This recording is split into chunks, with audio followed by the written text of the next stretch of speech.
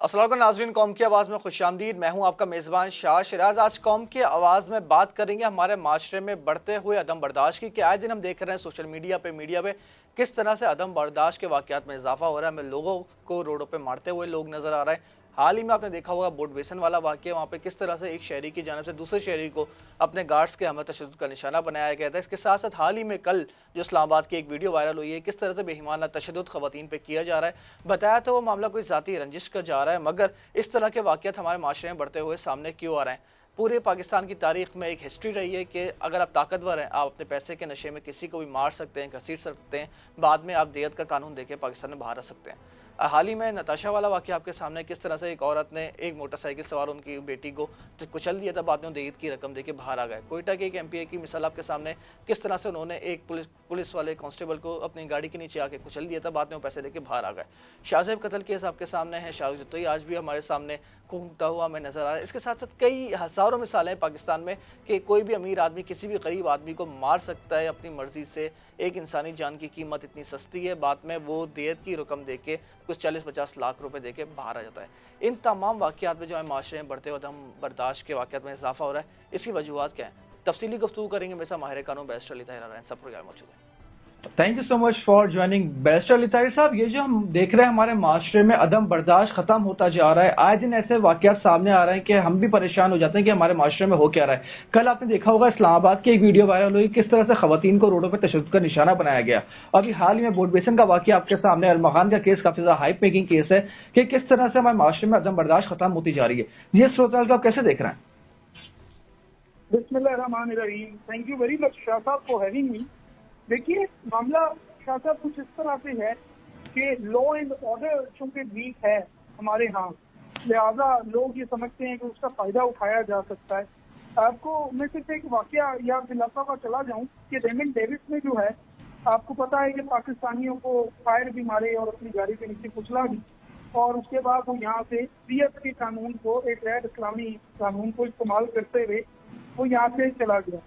लेकिन उसके बाद उसने अपने मुल्क में जब वॉलमार्ट की पार्किंग में एक बंदे को मुक्का मारा तो उसकी वजह से उसको सजा हो गई। तो ये होता है लॉ एंड ऑर्डर। अच्छा, अब हमारे यहाँ क्या है, आपने देखा कारसाज में एक खातून ने आइस पी के कुचल दिया, वो भी बाहर हो गई। एक एमपीए था बलूचिस्तान में, उसने ट्रैफिक कांस्टेबल नीचे दे दिया, वो भी बाहर हो गया।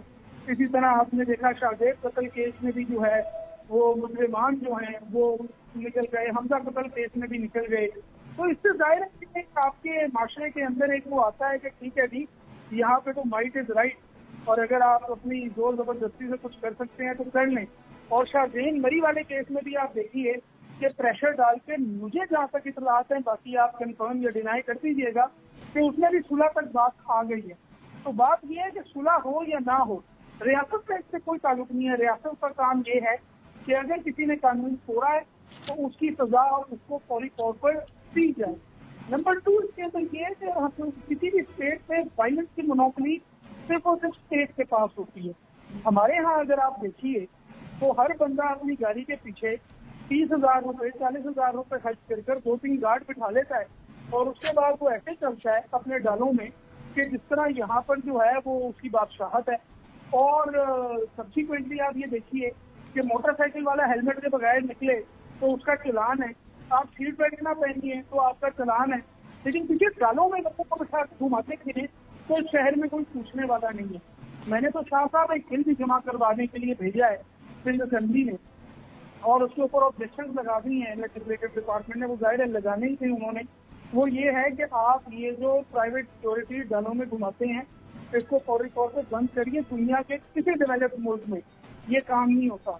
आप इस पाकिस्तान को, सिंध को, आप ये जो आपने एक सोमालिया टाइप रियासत बनाने की कोशिश की है कि अपने हिसाब से असला रखो, अपने हिसाब से गार्ड रखो, और GTA बाइक सिटी इस शहर को बनाया है। मेरे ख्याल में अब इसको खत्म होना चाहिए, और हमें पढ़े लिखे जो लोग हैं, जो मिडिल क्लास मुल्क का है, उसको ये एक प्रेशर डालना पड़ेगा कि रियासत अपना काम करे। कैसे हो सकता है कि किसी ने रोक कर किसी खातून को इस तरह से मारा, और अगर मारा है तो दुनिया में ऐसे वाकयात होते हैं, उसको उसकी सजा लाजमी मिलनी चाहिए। सर ये जो आप पूरा आपने ब्रीफली मुझे बताया है, तमाम वाकयात जो सामने आए हैं, सर ये कहीं ना कहीं हम देखते हैं हमारा कानून काफी ज्यादा कमजोर है। आप खुद बहैसियत वकील आप इस बात को मेरी एग्री भी करेंगे कि हमारे मुल्क में पैसे की बादशाहत है, कोई किसी को भी कत्ल कर दे, बाद में जो देयत की रकम है वो दे के रिहा हो जाता है। तो सर आप समझते हैं कि देयत के कानून में कहीं ना कहीं अब हमें कोई स्टैंड लेने की जरूरत है कि ऐसे वाकयात अब कम हो? इसलिए आए दिन हम देख रहे हैं ऐसे वाकयात सामने आ रहे हैं, फिर कॉम्प्रोमाइज हो जाता है, पैसे दे दिए जाते हैं और जो मुल्जिमान है वो बासानी बाहर आ जाते हैं।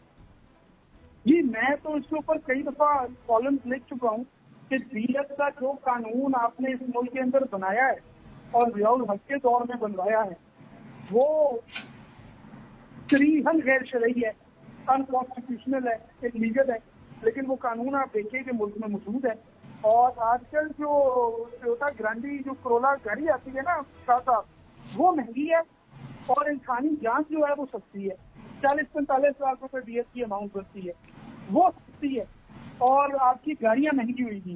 तो ये जब आप अपने मुल्क में निजाम रखेंगे तो आप और क्या एक्सपेक्ट करेंगे?